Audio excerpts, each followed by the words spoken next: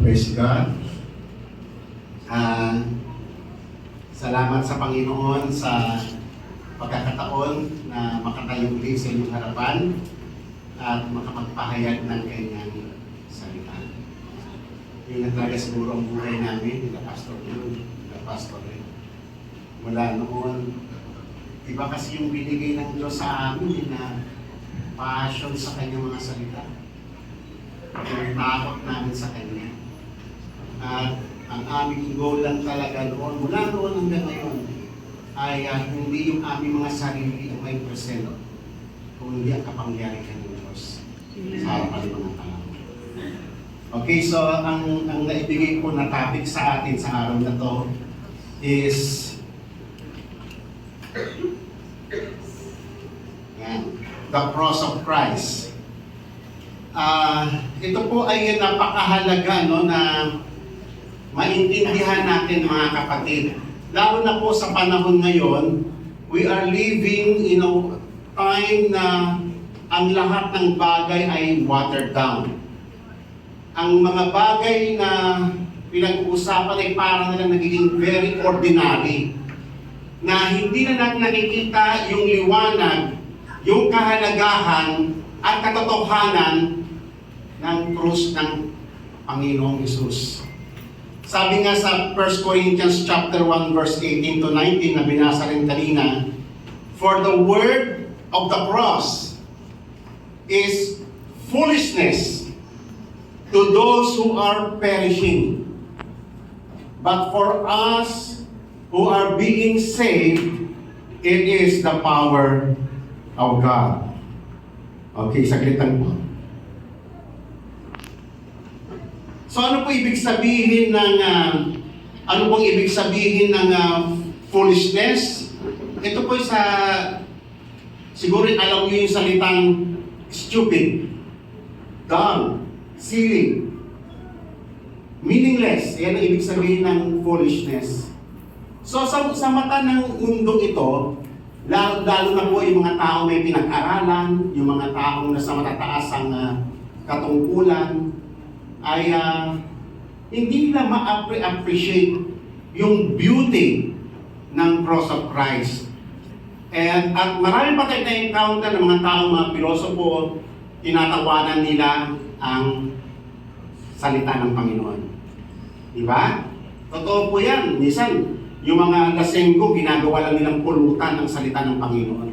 Mag-debate-debate sila, akala mo katalino nila, akala mo kaya nila ipahayag yung mga katotohanan na mas magaling pa sila doon sa mga lingkod ng Panginoon na tinuruan na nag-aral ng matagal na panahon, mas magaling pa sila. So okay, mga kapatid, no, bakit po foolishness sa kanila? Bakit sa atin hindi? Amen? Ang tawag nila sa atin actually, mga foolish. Yung tawag nila sa atin, mga para bang ito ay parang ang faith ay para lamang scapegoat natin sa reality ng buhay. Yung sinasabi nila, yung para lang escape natin sa kahirapan natin, pangtagpi lang natin sa ating mga kahirapan sa buhay. Ganun ang tingin nila eh. Parang itong mga Kristiyan, kawawa naman yan, ganun. Ganun nila tinitignan actually yung pananampalataya. Kasi hindi nila ma-appreciate kung ano talaga ang meaning yan. Pero kaya nga doon sa may Psalm sinabi ng Panginoon eh, the fool said in his heart, there is no God. Yan po yung sa puso ng mga hangal. Pero sila yung hangal. Hindi yung mga nasa Panginoon ang hangal. Sila yung hangal. At bakit sila hangal? Kasi they are about to perish. Sinabi ito doon sa may 2 Corinthians. Sa 2 Corinthians chapter 4. Even if our gospel is veiled, may talukbong daw. Yung ebanghelyo ng Panginoon ay may talukbong sa kanilang mga mata. It is veiled to those who are perishing. Kaya pag kayo ay naka-encounter ng mga tao na minamag nila ang salita ng Panginoon, o minamababa nila, minamaliit nila. Ang unang-una mo nang maintindihan na pinapatotoo ng Biblia, ang taong iyan ay about to perish na. Sino daw yung the God of this world na bumulan sa kanila? Si Satanas. Pinulag na sila. Ginawa ng kalos yung heart nila para huwag na nilang makita yung liwanag ng Ebanghelyo. At ito po yung sinabi rito, that they may not see the light of the gospel of the glory of Christ, who is the image of God. Babalikan po natin yan mamaya. Talagang niloob ng Panginoon na sa kamamat nila ng salita ng Panginoon, sa kare-reject nila ng salita ng Panginoon, ibinigay na sila ng Panginoong Diyos sa ganong kamalian hanggang sa kanilang destruction upang ma-prevent sila na wag nang makita yung liwanag. Patungkol sa yung liwanag, sabi rito, the light of the gospel of the glory of Christ. At ito ay mahalaga para sa atin mga kapatid, na mga naniniwala, na makita natin yung liwanag ng Ebanghelyo na ang pinaka-goal niya ay yung glory ng Panginoong Hesus. Ngayon, sinabi nga sa Matthew chapter 13, in their case, the prophecy of Isaiah is being fulfilled, which says, you will keep on hearing, but will not understand.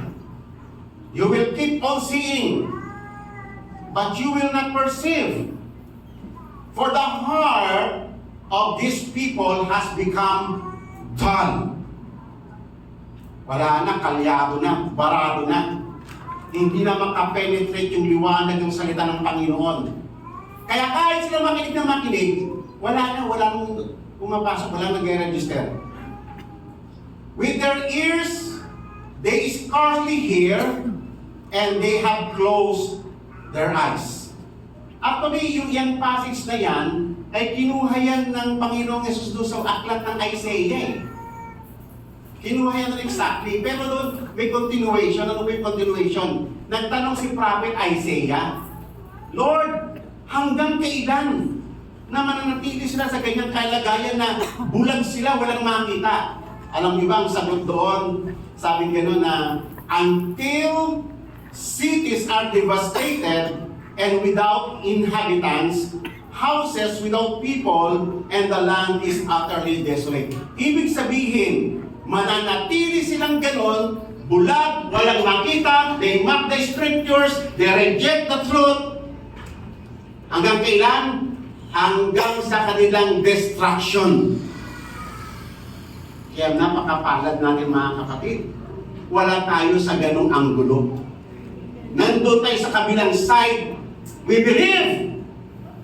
That's why yung mga naniniwala ay sila yung makakita ng liwanag ni Kristo.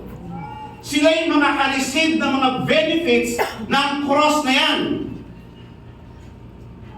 Kaya isa sa mga malaking biyaya na tinanggap natin sa Panginoon mga kapatid. Alam niyo kung ano? Yung faith. Tatandaan nyo, ang faith is a gift of God. Ang mga tao sa mundo, mayroon din silang faith pero hindi directed kay Jesus Christ. Ang faith nila nandoon sa albularyo, ang faith nila doon sa mga multo, ang faith nila nandoon sa mga alien, kung ano-ano mga pinapaniwalaan nila. Yes? Pero sa atin, yung faith natin ay nakadirect kay Christ. Si Christ ang object ng pananampalataya natin. Now, and then ito naman yung the other side ng sinabi ng Panginoong Hesus. Sabi niya sa may Matthew chapter 13. Ayaw. Yun.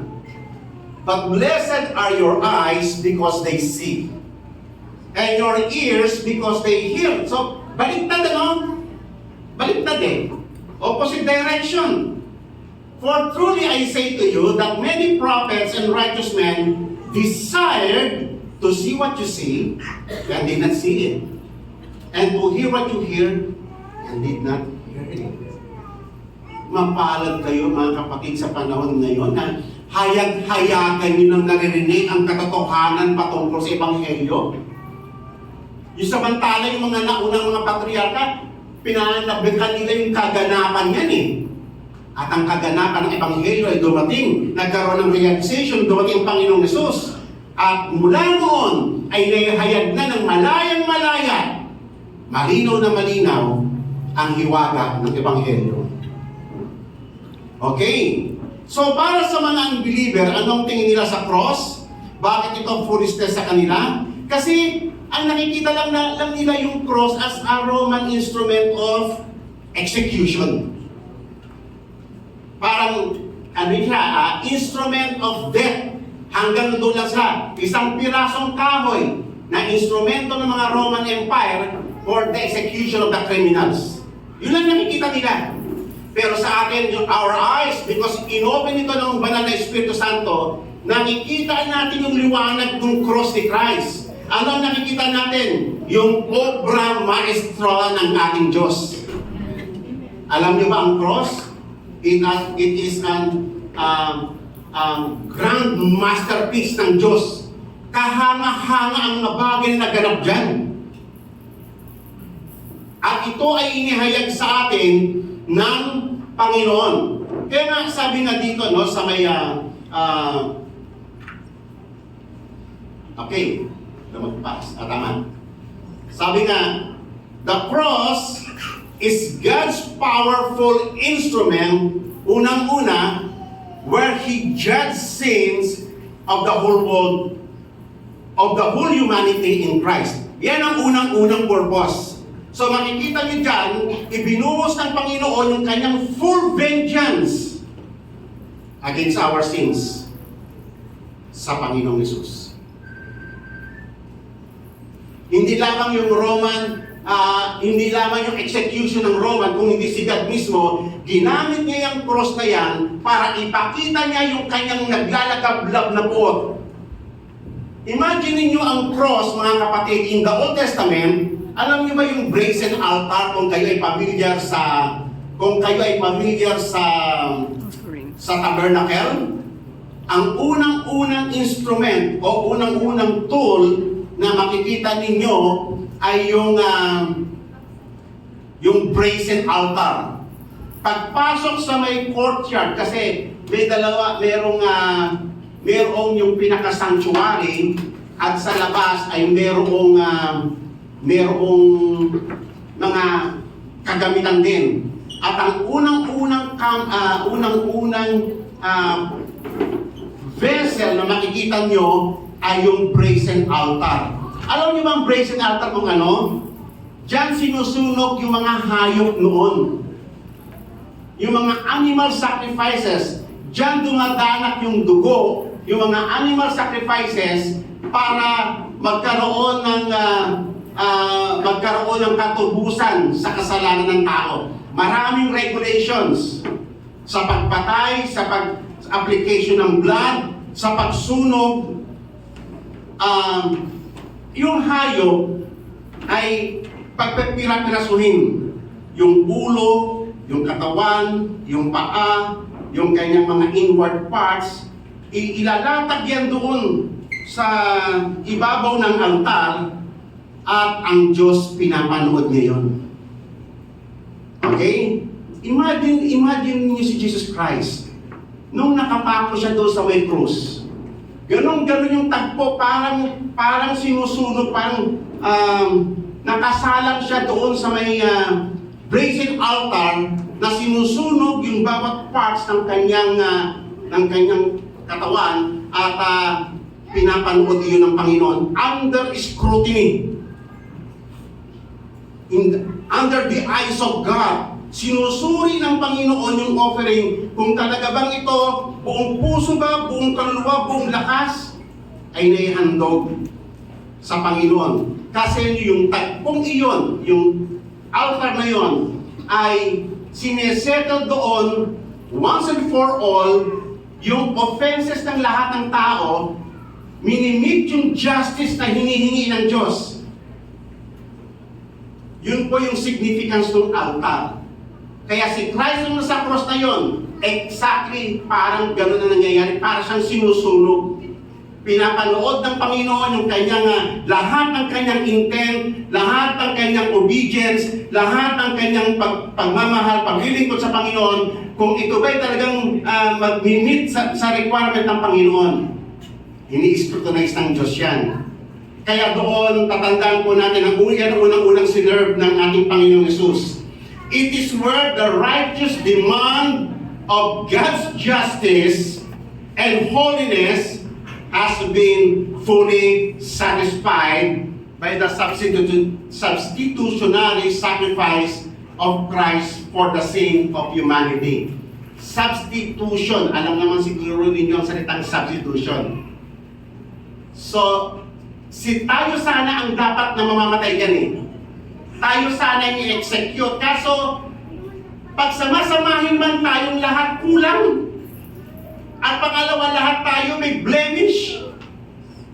Hindi tayo karapat-dapat doon. Hindi kailanman, kahit lahat tayo, patayin tayo, isunog tayo, hindi mamimiit yung righteous requirement ng Panginoon, hindi mapaghuhubay yung kanyang puot laban sa ating kasalanan, kasi lahat tayo makasalanan. Only si Christ na walang kasalanan, Amen, na umako sa ating mga kasalanan ang nakapag-fulfill nun. Kaya pinapanood ng Panginoon hanggang sa dulo ng kanyang hininga kung ang kanyang pag-ibig sa Panginoon, yung kanyang obedience sa Panginoon, buong puso, buong lakas, buong kaluluwa, kung lahat ba ng iyon ay nakaalay sa Kanya, without blemish. Siya'y nakamit ng requirement na hinihingi ng Old Testament in the form of animal sacrifices. Na-appease yung puot ng Panginoon. Noong pumailang lang na yung usok habang ito ay sinusunog, pumapailang lang sa Panginoon. Ang sabi sa Old Testament, sweet aroma. Ang bango ng samyo ng Panginoong Yesus, pumapailang lang sa Panginoon. At habang naamoy ng Diyos yung kanyang aroma ng kanyang sacrifice, na-appease yung puot ng Panginoon. Na-appease yung lahat ng galit niya na para sana sa atin. Yung nagngangalit ng puot.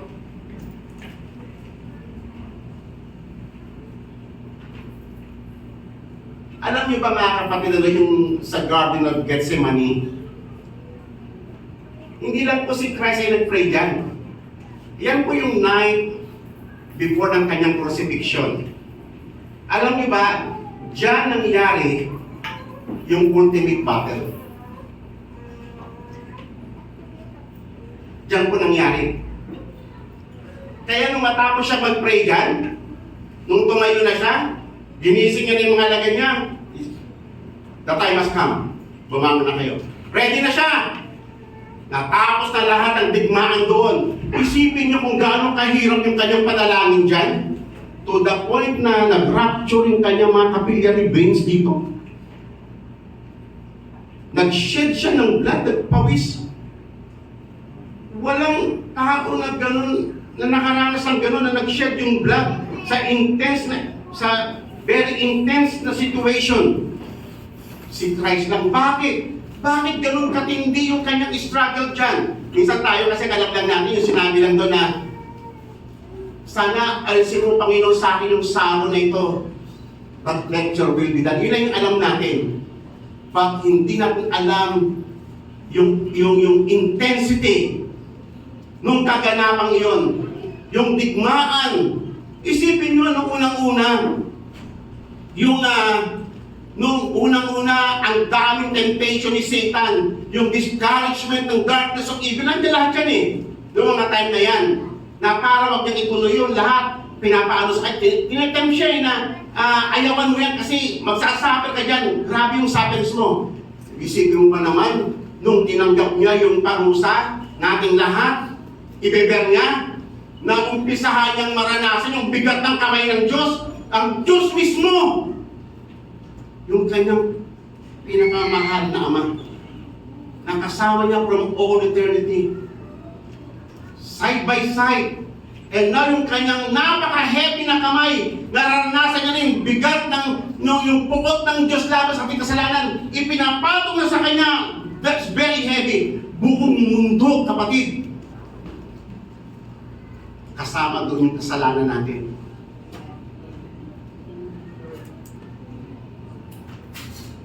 Pasan-pasan niya nung time na yon. At yung thinking na yung separation nila ng Ama, na ang Diyos, kapupuotan siya dahil sa ating kasalanan. Amen? Tapos ito pa yung Diablo, kaliwat kanan, yung kanyang discouragement, yung kanyang yung battle, actually ang tinding battle yun yung sa may Garden of Gethsemane. Kaya nung tumayo na siya, nung natapos na lahat, fully na-dedicate niya yung kanyang sarili sa Panginoon, dyan pa lang tapos na. Resolve na siya. Lord, let your will be done. Actually, patay na siya nung takpo na yan eh. Kung tutusin mo, wala na. Yung kinabukasan niya, pagkatapos niya, dinakit na siya eh. Ginawa na lahat ng nasa pinagsisipan na siya, wala ng effect sa kanya yun. Tapos na yung battle eh. Sa may Garden of Gethsemane.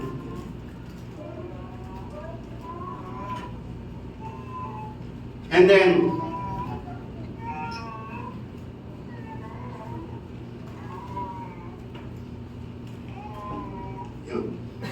yun. Wait. Okay. So, on that cross, hindi lamang yung puot ng Diyos, yung naranasan, ibinuho sa kanya dyan sa may cross, simultaneously revealed the manifestation of God's wrath, the vindication of His holiness, and the full execution of His justice. Katandaan ninyo, sinerve ng Diyos yung dinidemand ng kanyang justice against our sins. Kaya ganyang katindi yung sufferings ni Christ. The full vengeance ng Diyos laban sa atin, in-execute niya dyan.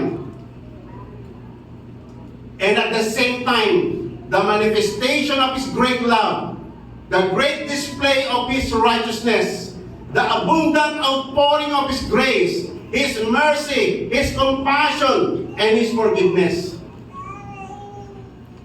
Isipin niyo na paano nangyari yun, yung doon sa may cross na yun, ibinuhos ng Diyos yung kanyang buot, yung kanyang justice, and then at the same time, yung kanyang pag-ibig, yung kanyang grace, yung kanyang forgiveness. Hindi binaypas ng Diyos yung dinidemand na justice. Naalala ko kasi merong isang sikat na preacher, na American preacher, si Stephen Furtick. Kung kilala ninyo yun, parang celebrity ang dating kasi nun eh. Ang sabi niya, si God, violate niya yung kanyang law, yung dinidemand na justice laban sa ating kasalanan, for the sake of love. Wrong! Hindi po. Na-meet lahat ng righteous requirement ng Diyos. Pinagbayaran in full. Kaya importante mga kapatid, pinagbayaran ng Panginoon ng full yung penalty natin. Fully paid. Si God is fully satisfied. Na-appease yung kanyang puot nung naamoy niya yung sweet smelling aroma. Kaya nga kahanga-hanga, kaya nga obra maestra eh. How come na yung puot ng Diyos at saka yung pag-ibig niya, minsan kasi pinagsasabong niya ng mga tao. Para bang si God is God of love lang, hindi siya God of justice. Hindi. Lahat ng iyon ay na-meet diyan sa may cross, kaya obra maestra yan. Yung pag-ibig, yung habag, yung kanyang righteousness, ipinakita niya na siya ay matuwid. Diyan sa may cross na yan, ipinakita niya yung kanyang kasaganaan ng kanyang biyaya. Amen? Praise God! Ngayon,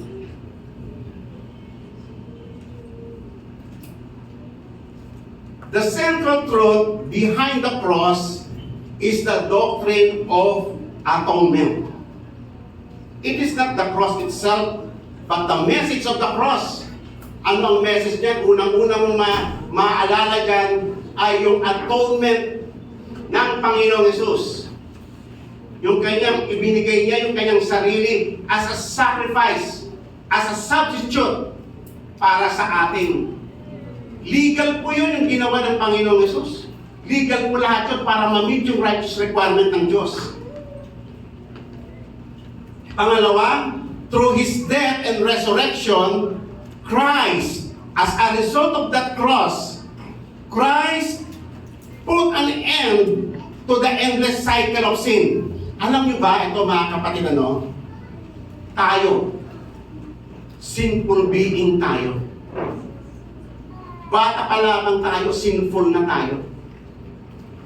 Pagkaanak ng mga bagong baby, dala-dala niya na yung katawan ni Adan na makasalanan. Lahat ng tao is prone to sin. Bakit? Kasi yung cycle of sin, umiikot lang sa buhay niya yan. At hindi makakawala ang tao doon. Wala siyang kakayanan na baliin yung cycle of sin na yun. Kay Christ, it was broken. The sin has been broken. The body of sin. Tatandaan ninyo, magkaiba yung sin na singular sa plural na sins. Pag sinabi sa may Bible na singular na sin, ito'y tumutukoy sa pinaka-body. Yung pinaka-essence ng sin. Yung kaninang umaga, it was lengthy discussed by pastor sa church. Yung pinaka-body niya, yun yung pinaka-essence ng kasalanan. Doon nag-umpisa sa may Garden of Eden, yung He wants to be God. Embedded na yun. So, it was destroyed by Christ. Yung ating mga kasalanan na gagawa, ito yung tinatawag na bunga. Mga bunga siya nung body of sin. Okay? Ang dinestroy ni Christ ay yung pinaka-body mismo sa kanyang namatayan sa krus. Amen. Kaya tayong lahat nakalaya. Amen? Yung ating mga kasalanan na hinihingi natin ng tawad araw-araw, kailangan mo lang gawin yan. Amen? Pero yan yung mga problem. Pero yung pinaka-body of sin na address na ng Panginoon Yesus once and for all. Tatandaan ninyo ang tawag sa may Bible, justification. It is a legal term. Dineclare ng court of heaven, this man is justified. Ibig sabihin, wala ka ng offense kay God. Ito po, minsan lang nangyari yun. It was settled once and for all. Kasi korte po yan, no? Di ba sa korte naalala nyo pag nagbigay ng verdict ang korte, once lang yan. And that is final. Ganun din sa korte ng Panginoon. Once and for all, ang tawag yan ay justification. God declared us righteous because of Christ. Amen.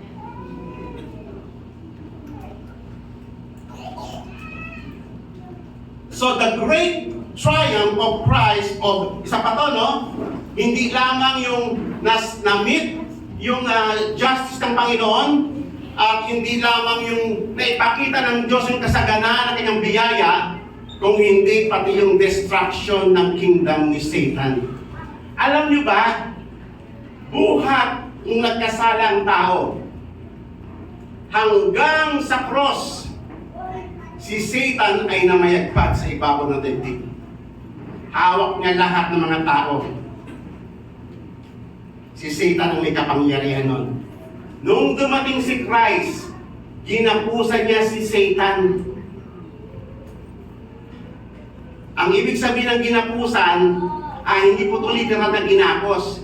In a sense na yung kanyang claim na para ang tao ay maging kanya ay naagaw tayo ng Panginoon, na-release tayo sa kapangyarihan ng Panginoon, wala siyang magawa. Ngayon, ang mga churches, ang mga Christians ay patuloy na nagpo-flourish, dumadami, nag-expand ang kingdom of God, walang magawa si Satan kasi nakatali siya. Amen. In a spiritual sense. Limited yung kanyang kapangyarihan. Ang kingdom ng Panginoon ay patuloy nag-advance gaya ng sinasabi sa Matthew, upon this rock I will build my church, and the gates of hell will not prevail against it. Ibig sabihin, ang church ng Panginoon ay founded sa victory ni Christ. Amen. At ito ay patuloy na mag-expand, hindi yung the other way around. Tayo mga kapatid ay tumatayo sa victory ni Christ. Amen. At dapat naiintindihan natin yung tagumpay nito nang sa ganun hindi tayo na pagkailangan ng Diablo. Amen po ba? Amen. Natalo na si Christ, si Satan once and for all, nag-end yung battle sa may cross, and that was 2,000 years ago. Okay? Sino ang last enemy ni Christ sa kanyang sa kanyang second coming? Sino? Anong sabi ng scripture? The last enemy is Death. ayan, hindi na si Satan. Tapos na siya eh. Natalo siya nung kanyang first coming. Sa second coming niya, yung completion ng death, yung eradication ng death completely. Kaya tayo magkakaroon ng full realization yung life ng Panginoon sa atin, spiritually and physically. Maranasan natin yung full essence of life ng Panginoon. Ngayon, sabi nga po dito sa may sa Colossians chapter 2, having canceled the death ascribed to us in the decree that stood against us, He took it away, nailing it to the cross. Ano yan eh? Yung canceled the death? Ano po yan eh? Yung it is a legal verdict. Yan po yung declaration ng Court of Heaven na lahat ng offenses natin ay ano na siya, fully Paid. paid. May ibang term doon eh na totally wiped out. Okay, kinancel na yan. Wala ka ng record. Kaya nga sa atin importante yung ating mga sins na committed. Importante sa atin yung ating sa ating sanctification, yung araw-araw mong kinoconfess ang iyong kasalanan. Pero hindi yan yung major battle. Yung major battle about sin ay nangyari doon sa may cross. Okay. So He took it away, nailing it on the cross, having disarmed the power and authorities sa may cross, and He made a public spectacle of them. Para sila mga prisoners of war na pinakita ng Panginoon ang mga talunan ng kanyang mga enemies. Triumphing over them by the cross. Amen? By the cross. Amen. So because of that, mga kapatid, because of that, may pag-asa na, alam niyo ba, very important kasi yung resurrection ni Christ eh. Yung gospel po, pwede kong hindi po siya nag-end doon sa cross. Amen? Ang gospel ay nakumpleto doon sa kanyang muling pagkabuhay, sa kanyang resurrection.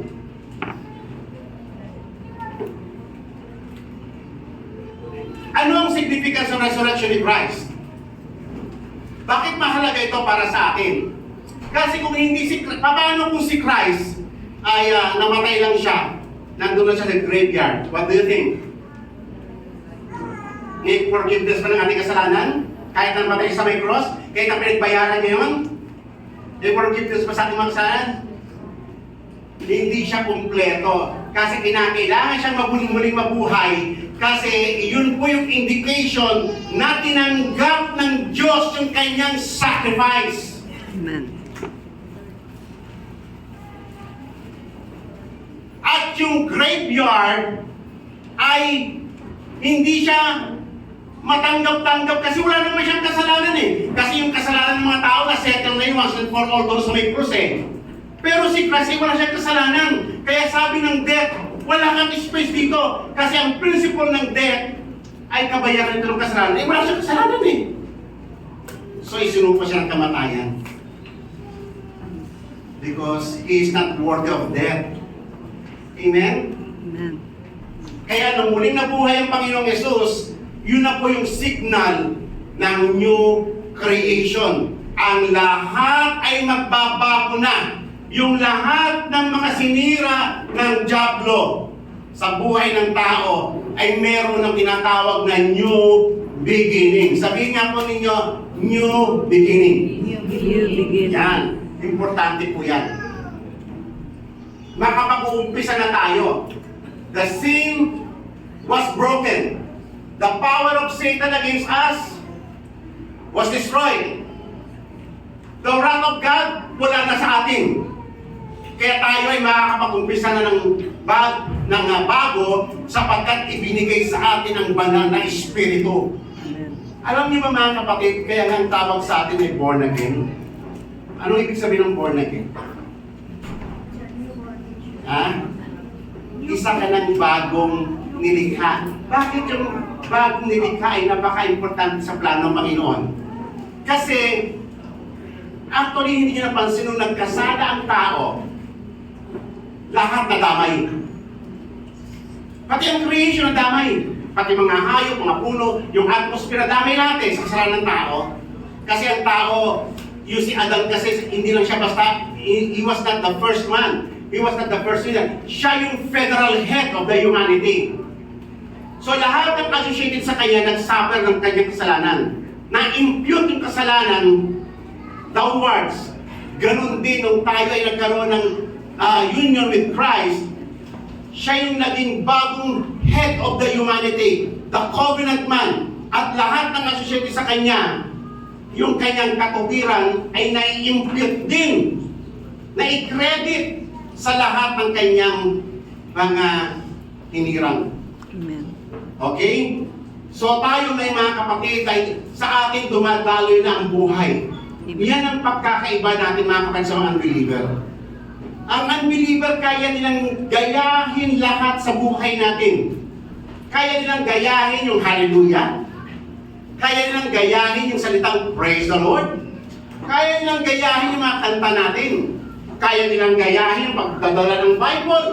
Yung mga Bible study. Kaya meron din silang ganyang version. Lahat pwedeng gayahin. Pati yung mga gestures. Di ba? Pero meron isang bagay na hindi lang kayang gayahin. Ano po yun? Ano yung isang bagay na hindi kailanman nila kayang gayahin? Yung buhay ni Kristo na nasa atin. Amen.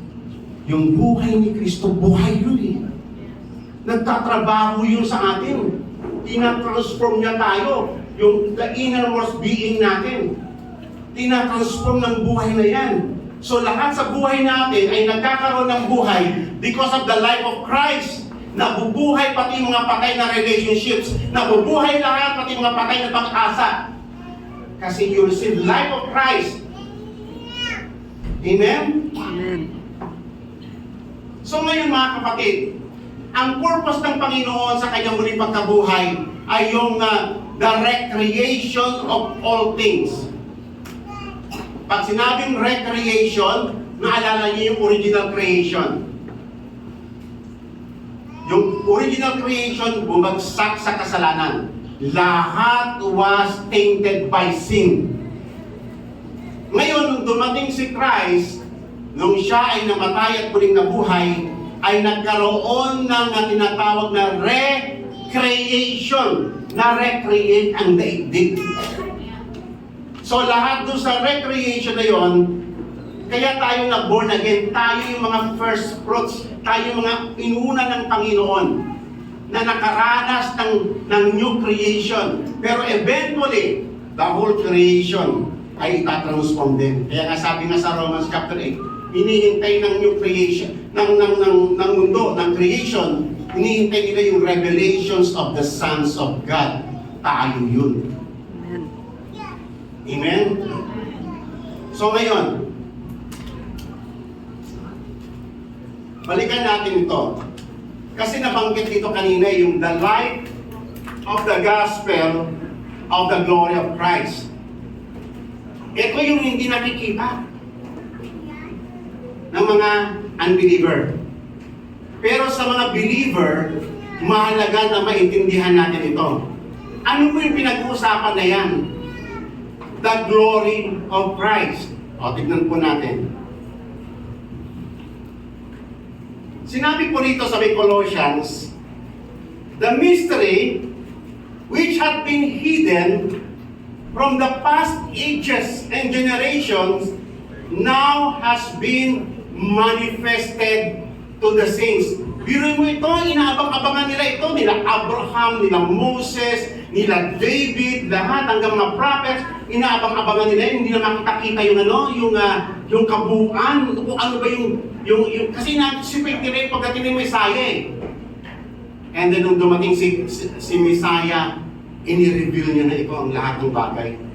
Now it has been manifested to His saints, to whom God willed to make known what is the riches of the glory of this mystery among the Gentiles, which is Christ in you, the hope of glory.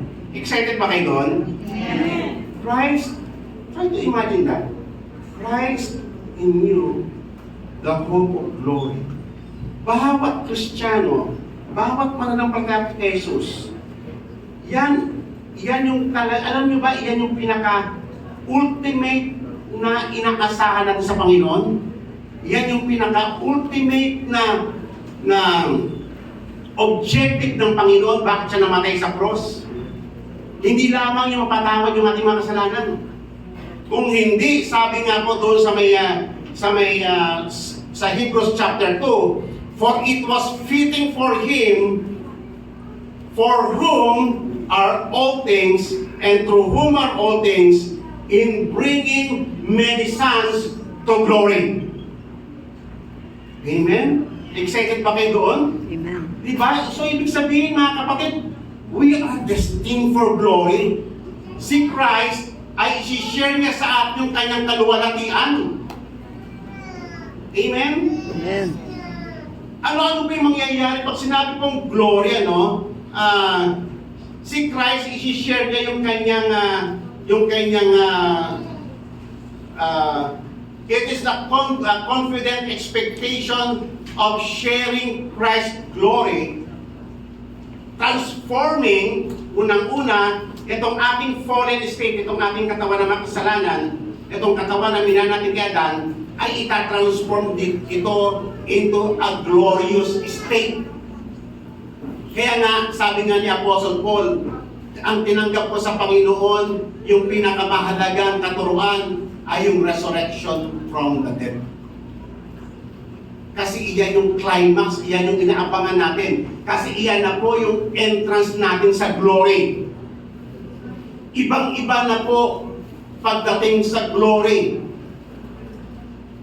Wala tayong idea ngayon sa ibabaw ng mundo. Kasi nga naman sa mundong ito, buong buhay natin, pinanganak ka mga mundo. Oriented ka sa ways ng mundo. Oriented ka sa kasalanan, kamatayan, sa sumpa. Yan yung alam natin. Uminog ang buhay natin mula nung bata hanggang sa pagkalaki. Yan yung ating alam lang. Sa glory is entirely different. Amen? Pag sinabi ng glory, we are talking about heavenly things. Sinabi nga ni Apostle Paul yan eh. Dinala siya ng Panginoon sa third heaven. Sabi niya doon, no human language ang po pwedeng mag-describe what is heaven. Kaya pag may nagkwento sa inyo, alam mo na naginip ako eh. Dinala ako sa langit. Huwag kayong maniwala agad doon. Pag may nagsabi sa inyo, namatay siya, tapos nagpunta daw siya sa langit, huwag kang maniwala doon. Actually, ang daming ganyan. Si Apostle Paul lang ay, dinala siya doon eh. Sabi niya, no human language ang po pwedeng mag-describe na kung ano yung heaven. Entirely different. Amen. Excited po ba kayo doon? Amen. Amen. So yung ating fallen state na ito, ay itatransform into a glorious state. At pag sinabing glorious state, it is a perfect and immortal state. Dito kasi buong orientation natin, sakit, karamdaman, di ba? Habang tumatanda ka, dumadami sakit mo sa katawan. Unang-una, masakit yung tuhod mo. Tumataas ang BP. Tumataas ang uric acid. Tumataas yung sugar. Tumataas lahat eh. Pati yung waistline. Diba? Pinag-uusapan yung ano maintenance mo. Diba? So, yun ang orientation sa mundo ito. Puro sakit, karamdaman. Pero doon sa papasukan natin sa pagkagalaw ng Panginoon, wala na po yung mga ganyan. Entirely different. Amen. Amen. Kaya nga, importante mga kapatid yung mga sinasabi ng Panginoon. Kasi iyan yung ating ultimate inheritance. Sabi nga po ninyo, ultimate inheritance. Ultimate inheritance. Yan yung iaasahan tayo, kaya nga tawag sa Bible. We are co-heirs with Christ. Mga tagapagmana tayo. Hindi ka lang isang basta Kristiyano. Tagapagmana ka ng Diyos. Tagapagmana ka ng kalawalatian ni Kristo. Amen. Sabi mo sa katabi mo, tagapagmana ka ng kalawalatian ni Kristo. Kaya kung wala kang pera, kang malungkot. Huwag mong i-equate ang buhay sa, kasi may sakit ako eh. Kawawa naman ako. Eh, kawawa ka ngayon, din ang confession of faith. Dapat victorious tayo eh. Kahit na may sakit ka, kahit may karamdaman ka, kahit wala kang pera, kahit anong kalagayan mo, tumayo ka in the victory of Christ. Yes! Ito yung victory mo kay Kristo. Mayaman tayo. Kaya nga hangal ang mundo, di na nakikita yun eh. Dahil ito palang mga nandito, hindi mga pipitsuging mga tao, mga sons and daughters of God. Amen. Itong mga ito pala, mga tagapagmanang pala ng langit. Sila wala sa nakasal sa Panginoon. Kaya nahangal sila eh. Hanggang mundo lang ang pag-asa nila. Hanggang dito lang. Pero tayo ang pag-asa natin sa buhay na ito at sa buhay na darating. Amen.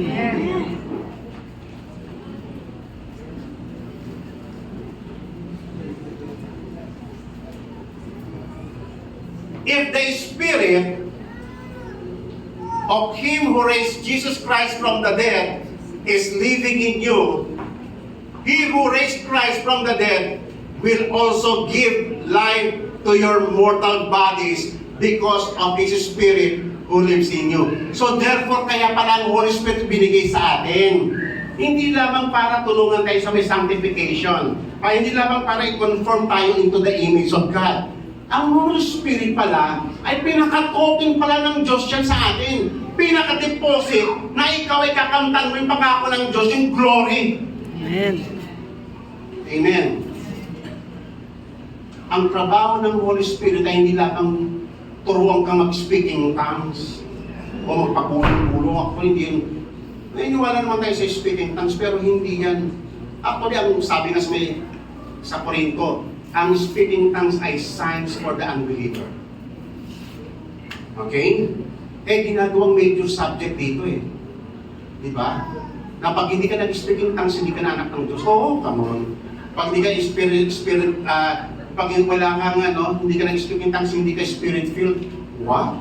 Eh, paano ako? Hindi ako nag-speaking tongues mula pa noon. O, di ba? Hindi ba ako spirit-filled? Nakita niyo yung mga na yun. Tatandaan ninyo ang Holy Spirit ay binigay ng Panginoon sa bawat mananampalataya. Sapagkat hindi natin kayang tumugon sa Panginoon kung walang banal na Espiritu. Hindi natin kayang baguhin ang ating sarili kung wala yung banal na Espiritu. Hindi natin maunawaan mga hiwaga niya kung walang banal na Espiritu. Ang Espiritu Santo ang nagtuturo sa atin araw-araw, transforming us into the image of God. Amen. Hanggang sa maihatid tayo doon sa eternity. Hanggang sa ma-receive na natin yung ating ultimate inheritance, which is the glory of Christ.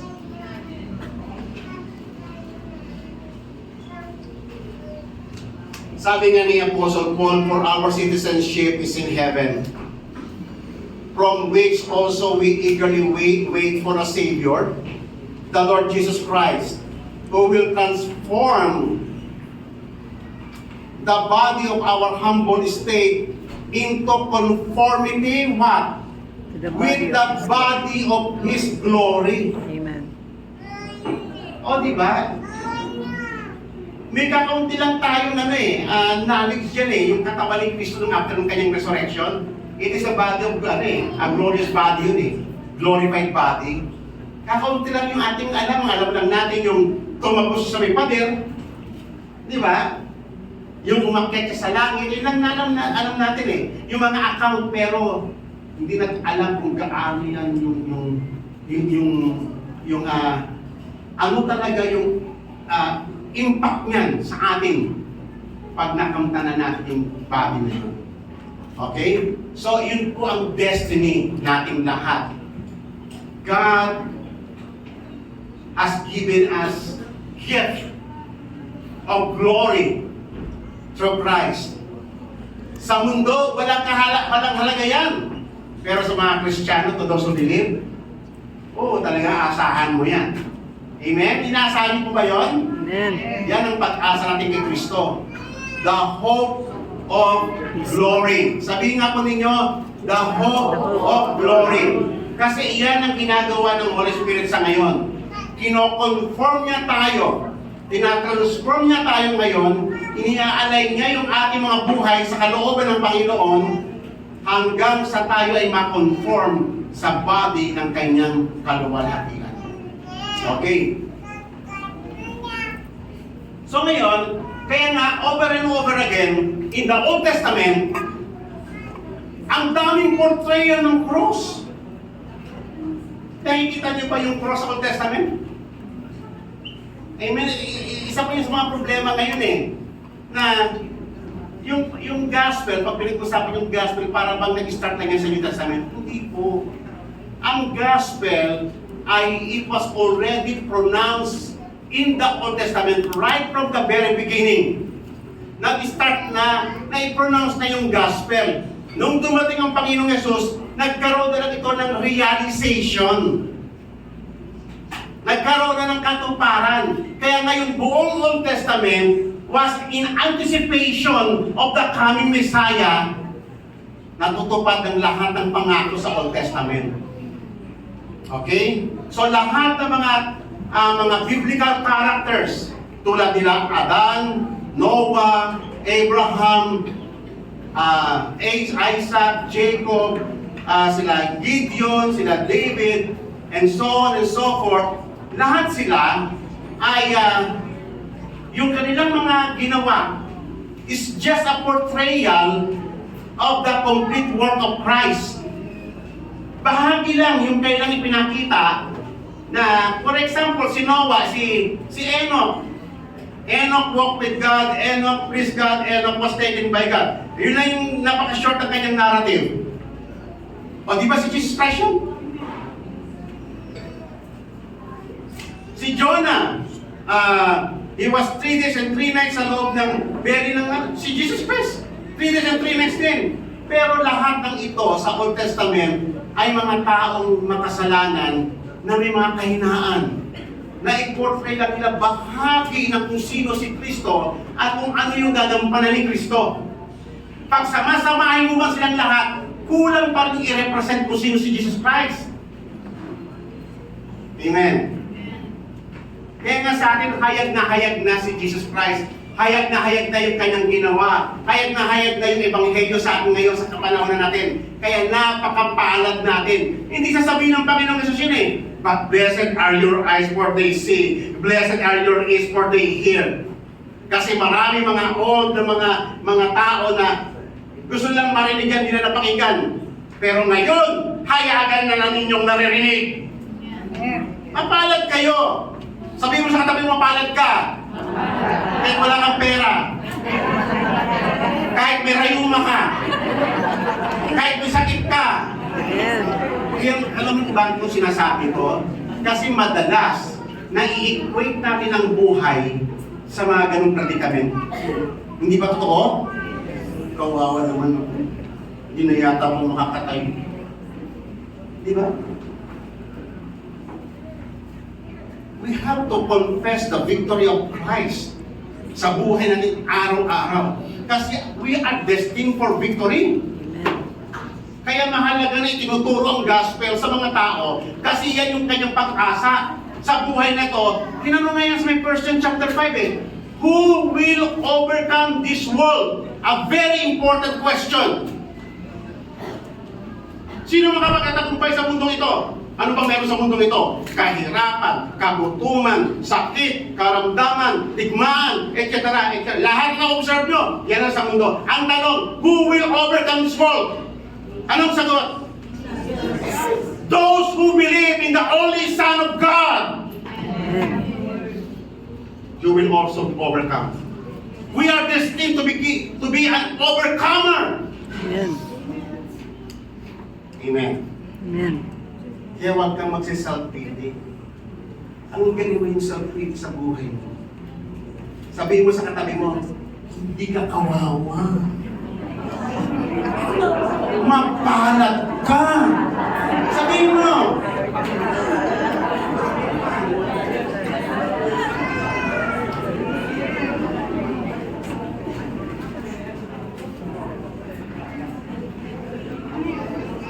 Kunting problema sa church, magtatampo nila pupunta ng church. Di ba?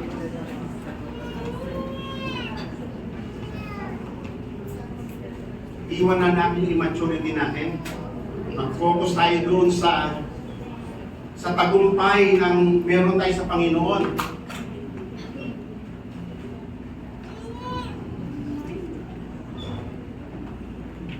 Next screen. Yep.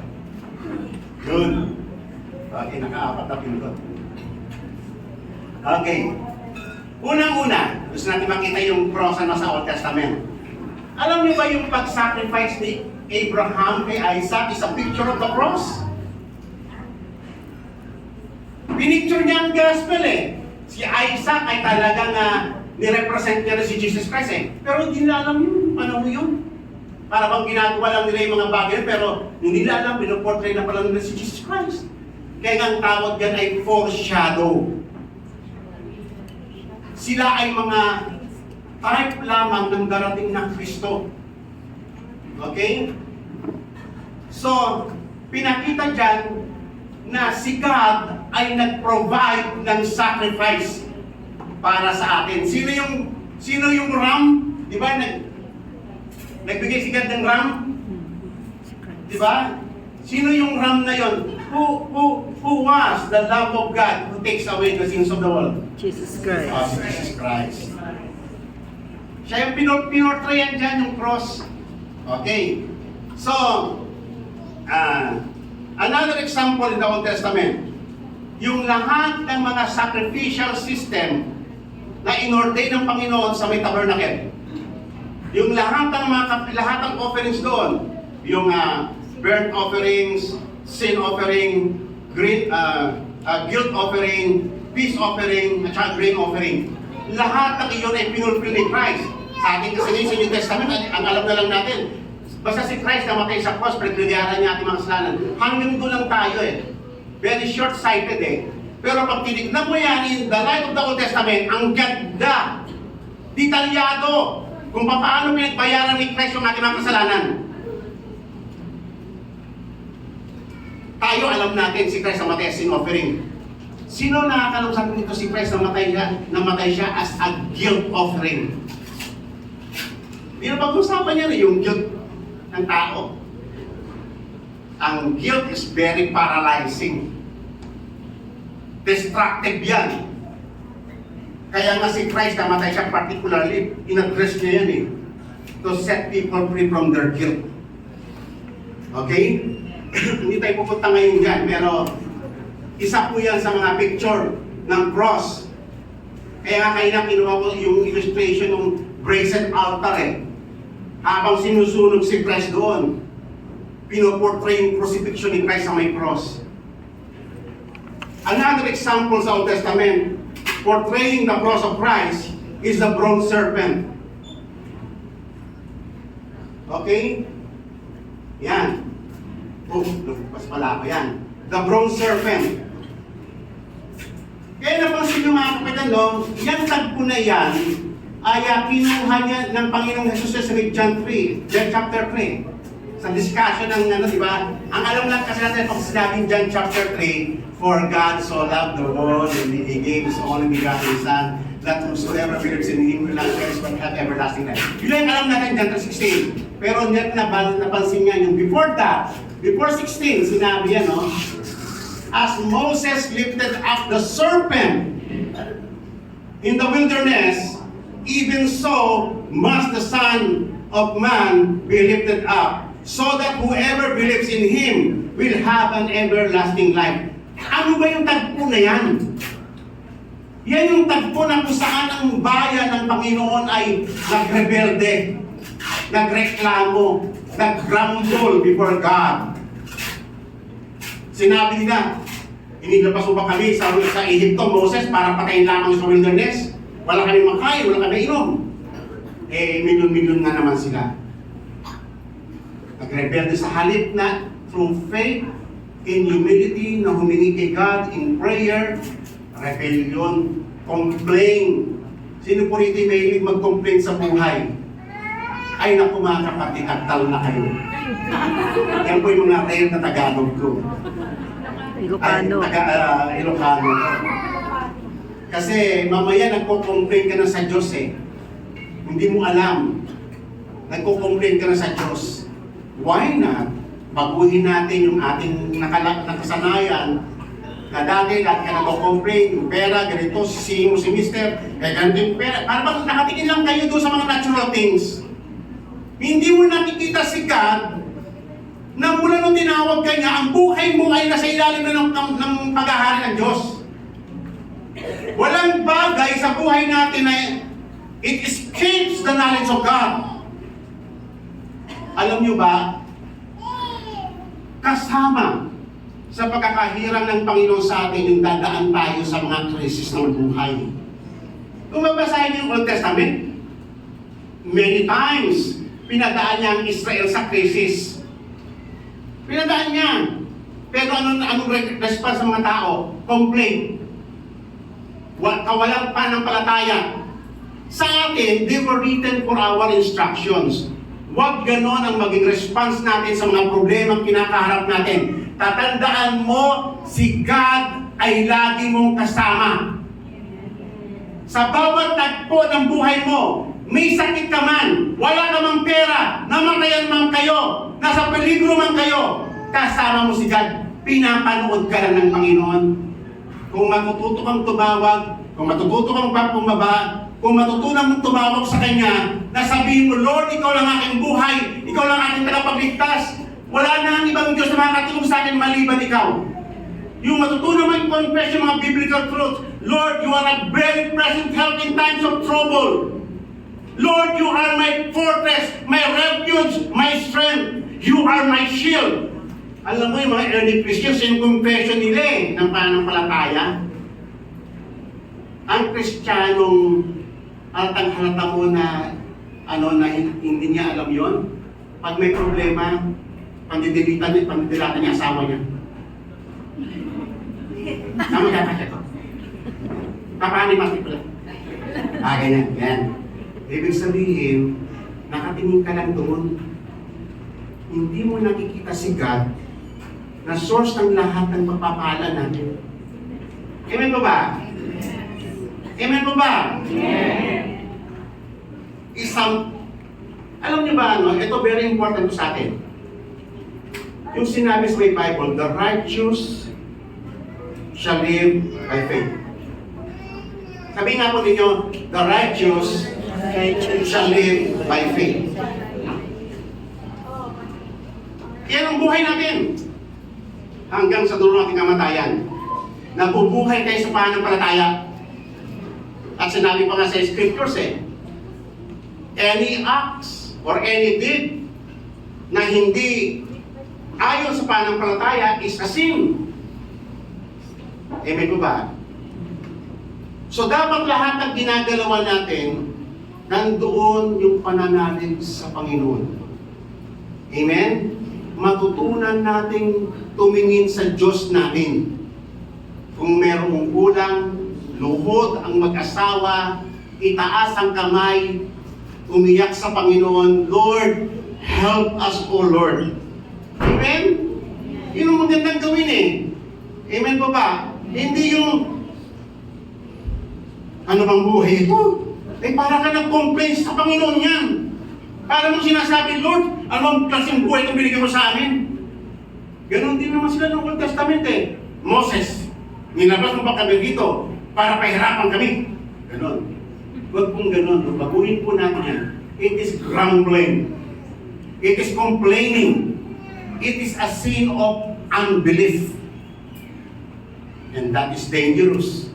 It is not good for every Christian. Amen. So yung tagpo pong iyan ay nagreklamo ang mga Israelita at sa galit ng Panginoon nagpadala siya ng mga poisonous snakes. Pinagtutuklaw lahat ng mga nagrebelde sa Panginoon. Yung puro complain na lang pinagtutuklaw silang lahat. And doon umamatay na sila, naghingalo na sila. Nung lumapit sa kay Moses, Moses, hingi mo kami ng tawad sa Panginoon, mamatay na kami. O si Moses nag-pray siya. Sinabi niya yung sabi ng Ama, magpagawa ka Moses ng bronze snake. Ilagay mo ito sa pole at sabihin mo sa mga tao, lahat ang titingin dito ay gagaling sa kanilang sa tuklaw ng ahas. At yung tagpong iyon ay isinalarawan ng Panginoong Yesus na siya yun. Siya yung bronze snake. Siya yung magdadala ng ating mga kasalanan. Dinala niya yung sa may krus ng Kalbaryo.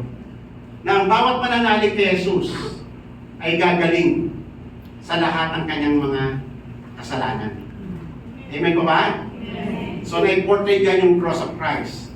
Another portrayal sa may cross of Christ, actually marami ito, no? Kumuha na ako ng ilan. Alam mo yung minsan dumating sila sa may bitter waters of Mara. Sa kanilang journey, walang tubig. May tubig man mapait, hindi mainom. Nag-complain naman sila kay Moses, Moses, wala kami mainom. Paano yung mga baka namin? Paano yung mga anak namin? Nakadilat ng mga mata, walang mainom ng tubig. Okay, yan, no? Ang pangit po niyan, kapatid. Hindi po yan appropriate para sa isang believer. Kasi pag sinabi mong believer, you are a man of faith. At ang requirement ng Diyos sa atin, the righteous man shall live by faith. Araw-araw pinoconfess natin yung faith natin sa Panginoon. Ngayon, so, sabi ng Panginoon, pag may nakita kang piraso ng kahoy dyan, itapon mo doon sa tubig. Nung hinagis ka ni Moses sa may tubig, o yung tubig naging miraculous din, tumamis. Nakainom silang lahat. At ang sabi ng Panginoon, He Himself bore our sins in His body on the tree, so that we might die to sin and to live for righteousness. For by His wounds we are healed. Amen? So, nakikita natin ano yung bawat tagpo nito, nire-represent yung cross. Kulang yung isang tagpo para i-represent yung kabuuan ng message of the cross. Pero bawat tagpo ay mayroong lesson na nais ng Diyos na maintindihan natin. Okay? Do not grumble. Yan ang unang message ng Panginoon. Manalig kayo sa Panginoon. Ang purpose ng Panginoon kung bakit niya tayo tinubos ay para tayo ay mag-start ng matuto tayong mamatay sa ating kasalanan at matuto tayong mabuhay para sa Panginoon. Twofold po yan mga kapatid. Yung matuto kang mabuhay ay mamatay para sa buhay ng makasalanan at mabuhay naman para sa Panginoon. Okay. So another example na ipinakita sa Old Testament about the cross is Chak. Yun. Ay, alam niyo yung battle ni Joshua, yung tinatawag na Jehovah Nissi. Nagtagumpay sila dyan laban sa Amalekites, di ba? Itinaas ni Moses yung kanyang kamay. Pag nangangawit yung kamay niya, pag binaba niyang gano'n, nananalo yung mga kalaban, pero pag itinaas niya, nagkatagumpay ang Israel laban sa enemy. Hanggang sa si Hur at si Moses, nilagay siya ng upuan, tapos itinaas yung kanyang kamay para sa ganon ay manatiling stable yung kanyang kamay at nagtagumpay sila. Si Christ yun eh. Si Christ yun. No, yung kanyang biner niya yung ating kasalanan sa may cross. Kaya nga napasi yung kamay niya na ganun yun, no? Si Christ po yun ang nagtagumpay laban sa kasalanan. Siya yung nakapagtagumpay laban sa kampo ng diablo. Siya yung nagbigay sa atin ng tagumpay. Amen. Kaya yung mga battle na dinadaanan natin, mga kapatid, we are fighting a battle that has been already won. Yes, yung ating mga personal battle sa kasalanan ay tinuturuan na lang tayo ng Panginoon na papaano tapakan si Satan sa ulo tulad ng ginawa ng Panginoong Yesus. Tatandaan niyo po yan. We are fighting a battle that has already won. Tapos na po yan. Napagtagumpayan na ng Panginoong Yesus. Amen? Another example of the cross ay yung rod. Bili mo yung rod. Di ba ang rod, yung tungkod nila noon? Yung rod, this time the rod of Aaron. Tungkod dyan eh, piraso ng pinupuli na puno, pinatuyo. Paano nagkaroon pa ng buds? Paano? Di ba? Patay na yun, dead yun eh. Dead wood yun, matigas na yun eh. Matagal na yun. Pero nagkaroon pa ng buhay. Why? Kasi it portrays that through the cross of Christ ay mag-a-usher yung eternal life, yung new creation. Mag-i-start muli ang buhay sa pamamagitan ni Kristo. So napakaraming tagpo na i-portray sa Old Testament. Actually marami pa ito, mga kapatid. Kumuha lang ako ng iilan para magkaroon lang tayo ng idea na ganun kahalaga yung tagpong iyon. Bakit mahalaga ang cross? Kasi ang cross ay nag-play siya ng very significant role sa gospel. Okay. Ngayon ang tanong, bakit it is necessary for Christ? Why is it necessary for Christ to take human form in order to die on the cross? Bakit kinakailangan pa siya mamatay? Bakit hindi lang ianong sa langit, okay, your sins are forgiven, hindi na kinakailangan si Christ magkatawang tao. Pero bakit hindi gano'n? Kailangan eh. Kasi yung dineclare ng law ng Panginoon. Kinakailangan ay merong ikalawang Adan. Failure yung unang Adan, failure yung unang federal head ng humanity. So kinakailangan ng bagong head of the humanity na magtatama ng lahat ng error ng unang Adan. Okay? So ngayon, pangalawa, kinakailangan mag-shed ng blood. Kasi yun yung dinidemand ng law ng Panginoon. Without the shedding of blood, there is no remission of sin. Ganyan ka-importante po yung ginawa ng Panginoon. Okay. So, lastly, so magtatapos na po tayo. Hindi na ito gumagana. Okay, so sabi nga ng Romans chapter 1, for I am not ashamed of the gospel, because it is the power of God for salvation to everyone who believes. First to the Jew, and then to the Greek. Ang gospel ay powerful. Kahit na, huwag mo nang dagdagan ito ng yung ibang mga preacher kasi, dinadagdagan nila ng mga palabok.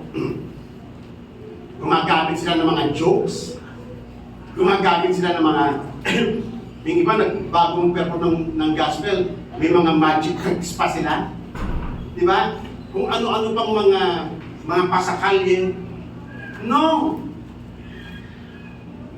Just present the gospel to the people. Just present the gospel. Kasi yung gospel itself is powerful. Pag sa every preaching of the gospel, ang Holy Spirit ay nagtatrabaho sa buhay ng mga nakikinig. Kaya you cannot underestimate. Hindi mo po pwede underestimate yung work ng Holy Spirit. Siya yung nagbibigay ng pang-unawa sa mga tao. Malinaw yan, sinabi ng Panginoon eh. The words that I have spoken unto you, The Spirit. they are spirit Your life. and they are life. Amen? So therefore, ako ng preacher, hindi sufficient yung aking paliwanag kung wala ang Espiritu Santo. Sapagkat ang Holy Spirit lang ang may kakayanan na magpaunawa, magbigay ng pangunawa, magbulat ng isipan at ng puso ng tao. Ang Holy Spirit lang ang nagpapalaya. Kaya mahalaga yung faithful preaching of the gospel. Kaya mga kapatid, tayo as a Christian, lagi natin ibabandila ang yung ginawa ng Panginoon sa krus. Kasi yung krus na yan, kaya nga yan yung symbol natin sa ating, hindi natin wino-worship the cross itself kasi kundi yung message niyan. Amen. The message of the cross, which is Christ, na-overcome niya.